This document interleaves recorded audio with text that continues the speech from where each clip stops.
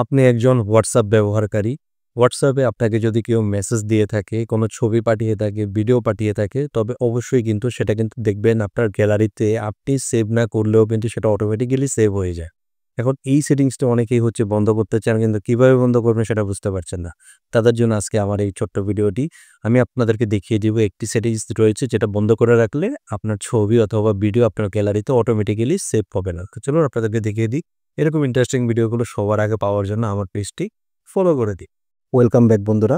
তো প্রথমেই আপনারা আপনাদের ফোন থেকে যে হোয়াটসঅ্যাপটি রয়েছে সেই হোয়াটসঅ্যাপ অ্যাপ্লিকেশনে চলে যাবেন। দেন এখান থেকে 3 ডটে একটি ক্লিক করে দিবেন। এখান থেকে আপনারা সেটিংস আইকনে একটি ক্লিক করে দিবেন। দেন আপনারা এখান থেকে দেখতে পাবেন এই যে চ্যাট নামে একটি অপশন রয়েছে, এটাতে জাস্ট একটা ক্লিক করে দিবেন। দেন এখানে দেখতে পাচ্ছেন মিডিয়া ভিজিবিলিটি নামে একটি অপশন রয়েছে, এটা এনেবল থাকবে, জাস্ট এটাকে ডিসেবল করে দিন। ব্যাস, এখন আপনার এই সেটিংসটি বন্ধ হয়ে গেল। এখন আপনাকে হোয়াটসঅ্যাপে কেউ যদি ছবি অথবা ভিডিও কোনো কিছু পাঠিয়ে থাকে সেটা অটোমেটিক্যালি আপনার যে গ্যালারি রয়েছে সেখানে কিন্তু আর সেভ হবে না।